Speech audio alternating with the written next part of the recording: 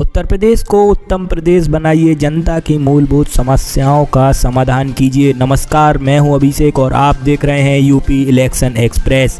प्रदेश के सबसे बड़े राज्य यानी कि यूपी में 75 जिले, 403 विधानसभा सीटें, 18 मंडल, 822 ब्लॉक और 52,021 पंचायत हैं। हम हर ज़िले के मुद्दे, वहाँ की समस्याएं और वहाँ पर हुए हर विकास की पड़ताल कर रहे हैं। इसी कड़ी में आज हम आपको कृष्णनगर की मथुरा के बारे में बताएंगे। यहाँ का इतिहास, कितना हुआ यहाँ का विकास और यहाँ पर बिजली, पानी, सड़क, रोजगार का क्या हाल है। आइए देखते हैं ये रिपोर्ट।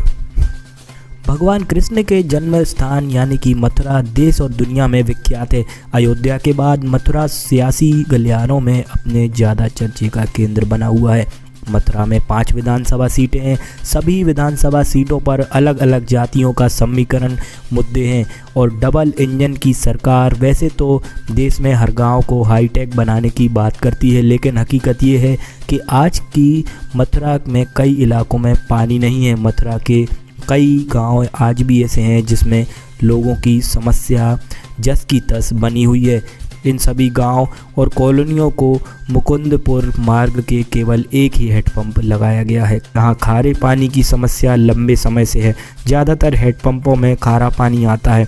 यहाँ सलेमपुर गांव है जो कि वार्ड नंबर 37 के अंतर्गत आता है।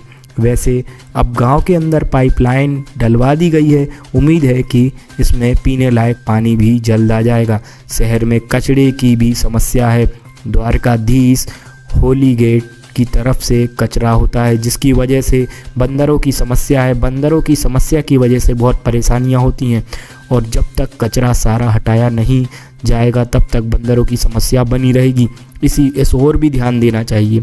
आइए अब आपको बताते हैं विधानसभा सीटों में सियासी समीकरण के बारे में। छाता विधानसभा सीट जाट ठाकुर बाहुल्य सीट है। वैसे तो यह सीट अधिकतम समय तक रालोद के कब्जे में है, लेकिन कभी कभी बीजेपी अपनी उपस्थिति भी दर्ज करा रही है।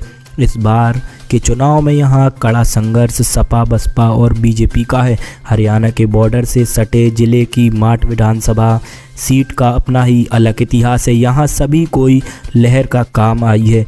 यहाँ पर 1989 से 2014 तक करीब 10 विधानसभा चुनाव में पंडित श्याम सुंदर शर्मा ने हर बार पासा बदलता, कभी बसपा, कभी कांग्रेस, कभी यहाँ कांग्रेस की एनडी तिवारी और ममता बनर्जी की पार्टी टीएमसी के सिंबल पर चुनाव लड़ चुके हैं। इस बार देखना होगा कि किसको जीत मिलती है। वहीं धार्मिक महत्व गोवर्धन विधानसभा सीट में अपना अलग ही स्थान रखती है, जहां हर दिन बड़ी संख्या में श्रद्धालु गोवर्धन की परिक्रमा करते हैं। प्रतिवर्ष गुरु पूर्णिमा की परिक्रमा करने के अवसर पर करोड़ों लोगों का अवसर से प्रदान करते हैं। यहां आकर पूजा अर्चना का लाभ कमाते हैं, लेकिन पहली बार वर्ष 2017 में बीजेपी अपना खाता खोल चुकी है। मथुरा विधानसभा क्षेत्र की बात करें तो यहाँ धार्मिक ध्रुवीकरण बहुत रहता है। कृष्ण की जन्मस्थली होने के कारण मथुरा नगरी विश्व में अपनी अलग ही पहचान है।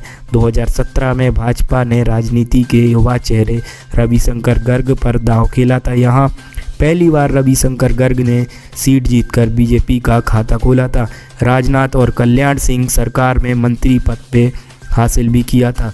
वर्ष 2017 में चली मोदी लहर के चलते यहाँ विधायक और नेता कांग्रेस विधानमंडल के प्रदीप माथुर के सामने पंडित श्रीकांत शर्मा को चुनावी मैदान में उतारा गया था, जिसके चलते प्रदीप माथुर को करारी हार से मुंह देखना पड़ा था। वहीं बलदेव विधानसभा सीट में 2017 से पूर्व सभी विधानसभा राष्ट्रीय लोकदल का दबदबा रहा है।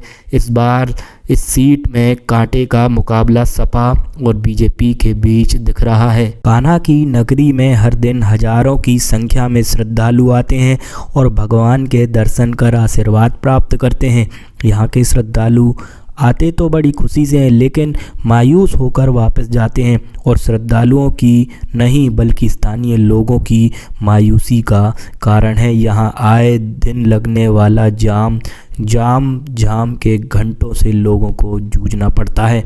मथुरा स्थित कृष्ण जन्मभूमि बगल में मस्जिद है। आखिर भारतीय हिंदू महासभा का मानना है कि ये जन्मभूमि की जगह है, इसलिए उन्होंने प्रशासन से भगवान श्री कृष्ण की प्रतिमा स्थापित करने की अनुमति मांगी थी, जिसके बाद इस इलाके की सुरक्षा बढ़ा दी गई है। ऐसे में मथुरा बहुत ही संवेदनशील ज़िला है।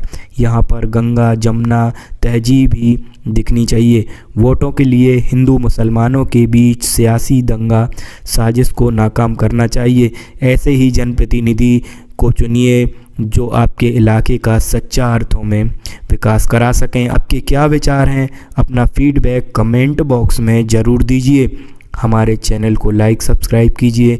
यूपी इलेक्शन एक्सप्रेस की अगली रिपोर्ट किसी और ज़िले पर आधारित होगी। तब तक के लिए देखते रहिए यंग तरंग, सच की आवाज़।